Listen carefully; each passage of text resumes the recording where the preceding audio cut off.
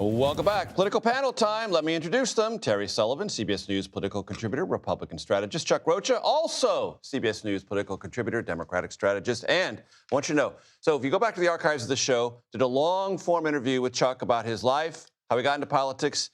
You can find that later this week. I just did it with Terry. 35 minutes on climbing Everest, going to Antarctica, and what being at high elevation has to do with politics at the national level. It wasn't bald guys. It wasn't bald guys in politics. Right. It wasn't bald guys in politics. Okay. Politics. But, Right. but if you are having trouble sleeping, by all means, watch 35 minutes of talking with me. So we teed this up, and I know you're craving to hear sound from Ted Cruz from his Verdict podcast. So let's play it. What I think the administration could do better is the tone with which they're describing this. That immediately when an incident like this happens, they come out guns blazing, that we took out a violent terrorist, hooray. And the problem is, particularly for someone not paying attention, if you're being told this is a mom of three and there's no indication, she's not waving an ISIS flag or doesn't have a suicide vest around her, escalating the rhetoric doesn't help. Terry, evaluate. Yeah, that was in reference to Renee Good, but it could also be the same about Alex Preddy. And not the first time in my life I've said this phrase, but I disagree with Ted Cruz. Look, the problem isn't the tone. Right. It's what's happened. Look, tone is on top of everything else. That's happened. The situation with Alex Preddy getting shot, and then the guy cosplaying as a conservative who's now running the FBI, Kash Patel, coming out and saying, you can't bring a gun to a protest and you deserve to be shot or arrested if you do. Well, I'm old enough to remember when Janet Reno and Bill Clinton were when I started in politics, coming for our guns with the ATF because of Ruby Ridge and Waco. And that animated our base. And now we're saying, oh, no, you can't. It's our constitutional right that we believe comes from God to be able to carry guns in our party. And I think you're starting to see people within the Republican Party, a lot of the old school Republicans, really start to bristle at this. And you saw the president back away and make some real changes, which is unlike him in this situation. And I think the only reason Kristi Noem isn't out the door right now is because there's so much Democrat opposition that it's preventing him from Senator Walken.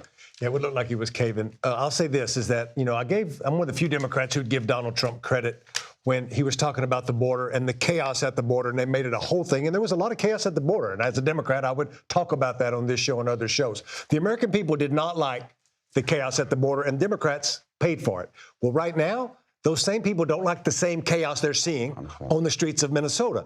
And I'm not talking about, folks, if you've got a MAGA flag in your bedroom, I ain't talking to you. If you've got a Bernie Sanders tattoo, I ain't talking to you either. I'm talking about folks in the middle who are just trying to live their life every day, who don't like to see American citizens gunned down in our streets, just like they didn't like to see immigrants flooding over the border. This is all the same chaos, and they're not having it.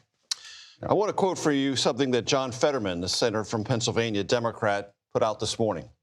President Trump, I make a direct appeal to immediately fire Secretary Noem. Americans have died. She is betraying DHS's core mission and trashing your border security legacy. Do not, all caps, make the mistake President Biden made for not firing a grossly incompetent DHS secretary. That would be a reference to Alejandro Mayorkas in the Biden administration. Terry? Yeah, look, Because Fetterman occupies this slightly interesting space. He sometimes sides with Republicans. He went down to Mar-a-Lago, met with President Trump after the election, to the consternation of many in the Senate Democratic caucus. He's telling something to the president about his border security legacy. Interesting language. I know Kristi Noem. I think she's a good congresswoman. I think she's a good governor. I don't know how much of the buck stops at her desk, but there is a fundamental problem there. And if she can't address it, then she needs to be replaced, because we just can't have this, armed police, federal agents going into cities and shooting people and just wreaking havoc. Look, I agree with Chuck. Like, there was a problem at the border. Let's secure the border. Let's go get the people and get rid of them. But they're not shooting, and they shouldn't shoot. One of the problems for the president in confronting this decision is, A, he doesn't want to look like he's pressured. He never does. Two, he worries, could the next nominee be confirmed in a Senate Republican conference that is a majority, but things were close, and he might have a hard time. Yes, and look, two things can be true. That look, what happened to Alex Pretty is inexcusable. I also would not suggest anybody that I care about in this environment go armed to try to stop federal agents from doing their job, even if you think it's the wrong job. That seems like a poor life decision. And if you're a woman in a minivan, maybe you shouldn't try to use your car to box in. So, look, neither one of them deserve to die. But the problem is this is ratcheted up to such a fever pitch where Chuck, no one can see the other side. I believe the point you were making is, in either of those instances, whatever you think happened, arrest is different. Death is permanent. Right, and I think that if we look at the things that have happened with ICE, and people asked me this morning about ICE, and I was like, look, I'm a Democrat. I like ICE. I think ICE has a purpose, but not in the form that I'm seeing in the streets. Biden, Obama, anybody else, if you use ICE to, as Donald Trump would say, go get bad people who come to our country to do bad things. And I am not talking about somebody who came here seeking freedom, who the only thing they did that's quote unquote illegal is crossing the border, then you're doing this all wrong. But I do think that there's a place for that. But the way we're seeing it is not. And I'll also say Kristi Noem is an easy flack for the Democrats because now they can say, we want accountability. We want to, and that's different than saying, let's impeach Trump. Chuck Rocha, Terry Sullivan, good to have you here.